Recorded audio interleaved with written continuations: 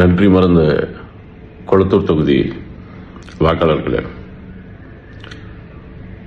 உங்களுக்கு தான் இந்த வீடியோ.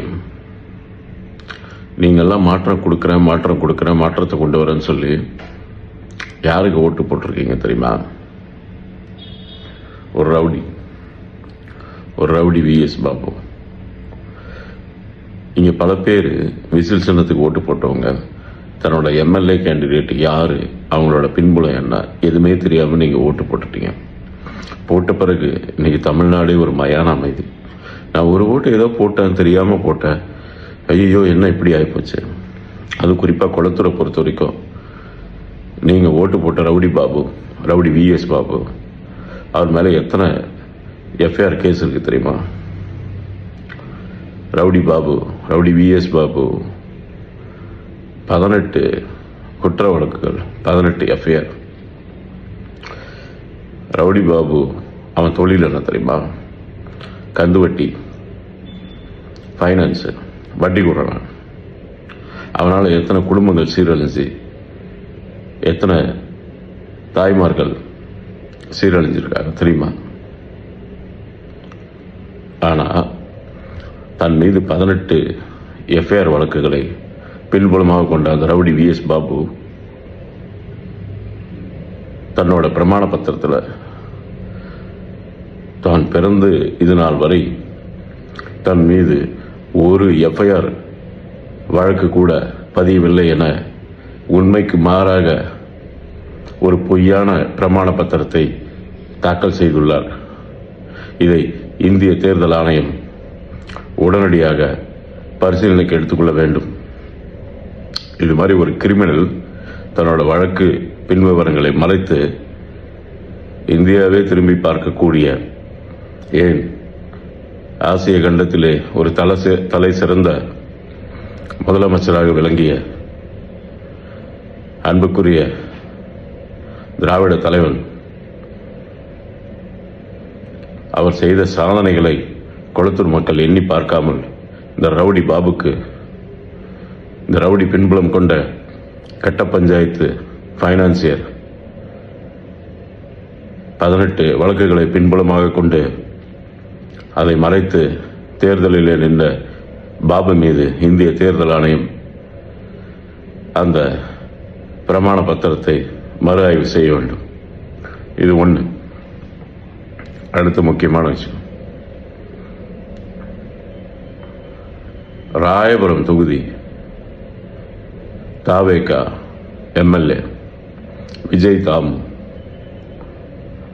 ஏடா டேய், தெரியாம தான் கேட்குறேன். எங்கள் அண்ணன் ஆட்டோ டிரைவருக்கு சீட்டு கொடுத்து ஆட்டோ டிரைவரெல்லாம் எம்எல்ஏ ஆக்கி அழகு பார்க்குறாருன்னு எவ்வளோ நாளைக்கு உங்களோட இன்ஸ்டா ரீல்ஸ் எல்லாம் வச்சு தமிழக மக்களை ஏமாற்றிக்கிட்டு இருப்பீங்க?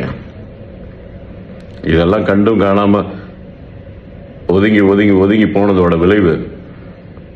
ஆனால் இன்னைக்கு இதெல்லாம் உங்களுக்கு தோல் உரியறதுக்கான நேரம் வந்தாச்சு. அந்த விஜய் தாமு ராயபுரத்தோட எம்எல்ஏ ஆட்டோ டிரைவர்லாம் கிடையாது. அவனோட பிரமாண பத்திரத்தை பாருங்க. அவனோட தொழில் என்ன தெரியுமா? ஆட்டோ ஃபைனான்ஸ், ஆட்டோ கன்சல்டிங் ஃபைனான்ஸ்னா என்ன தெரியுமா? தமிழ்நாடு ஃபுல்லாக மூளை முடுக்கெல்லாம் ஆட்டோ ஓட்டக்கூடிய ஆட்டோ தொழிலாளர் நண்பர்கள் உங்களுக்கு நல்லாவே தெரியும். ஒரு ஆட்டோவை வாங்குறதுக்கு அந்த பணத்தை நீங்கள் பெறட்டுறதுக்காக ஒரு 1 லட்சமோ 2 லட்சமோ குறைபாடு ஏற்படும் போது உடனே பேங்க்கு போய் நாடி நம்ம வாங்க முடியாது.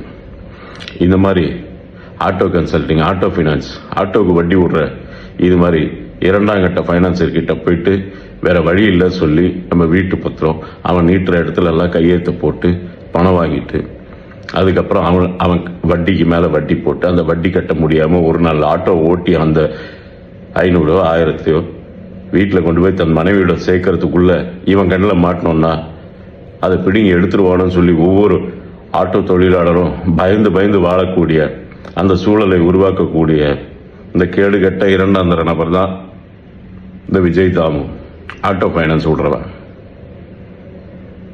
அவனோட பிரமாண பத்திரத்தில்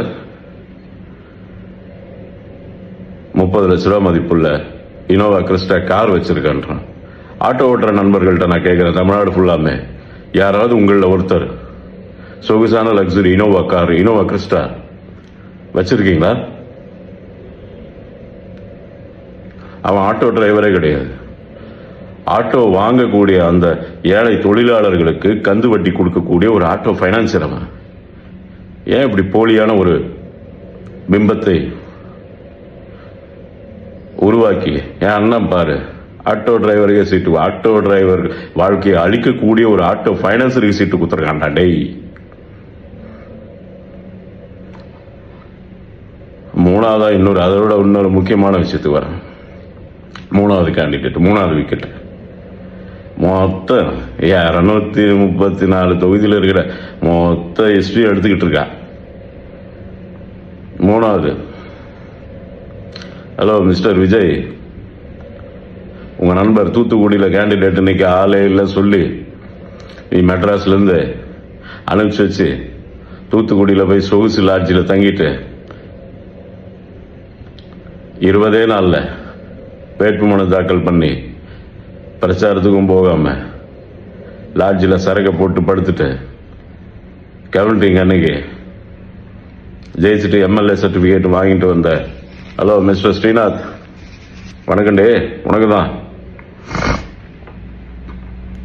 நீ என்ன பண்ண தெரியுமா? ஒரு 6 மாசத்துக்கு முன்னாடி நீ படிச்சது +2.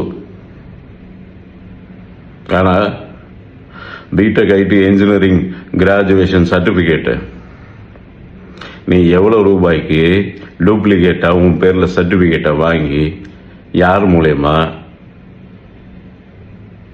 நீ அந்த டூப்ளிகேட் சர்டிபிகேட்டை வாங்கி நீ அதை வச்சு நீ என்ன பண்ண நினைச்ச? நீ படிச்சது +2. உன்னோட அட்வொகேட்டோட அறிவுறுத்தலின் பேரில் அதை நீ அஃபிடவிட்ல மென்ஷன் பண்ணாம நீ தப்பிச்சுக்கிட்ட, +2ன்னு போட்டுட்ட. ஆனா நீ உன் பேர்ல நீ படிக்காமலே பிடெக் ஐடி இன்ஜினியரிங் சர்டிபிகேட்டு நீ டூப்ளிகேட்டா காசு கொடுத்து நீ வாங்கியிருக்க. இவரை எவிடன்ஸ் இல்லாம சொல்ல. நீ யாருக்கு எவ்வளவு பணம் கொடுத்த, யார் மூலியமா கொடுத்த, எந்த ஏஜென்ட்டை பார்த்த, நீ சென்னை அசோக் நகர்ல யாரை பார்த்த, அந்த சர்டிபிகேட்டோட காப்பீஸ், நீ யார்கிட்ட எல்லாம் பேசியிருக்கிறியோ அதோட ஆடியோ என்கிட்ட இருக்கு. கவனவா, தேவைப்படும் போது வெளியே வரும்.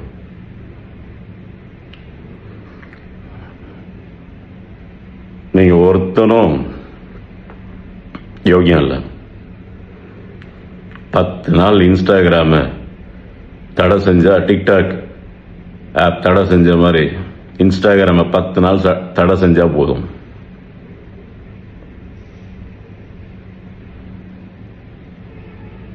நன்றி கெட்ட, நன்றி மறந்த